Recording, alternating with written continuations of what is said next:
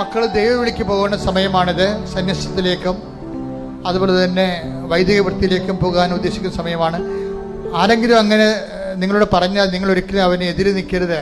എൻ്റെ മകനെ നീയല്ലേ ഉള്ളൂ, ഒന്നൊരു മകനാണല്ല, അവനെ കുനൊന്നും പറയരുത്. കാര്യം അങ്ങനെ ഒരു ചിന്ത ഉണ്ടെങ്കിൽ അത് അവന് ദൈവം കൊടുത്ത ചിന്തയാണ്.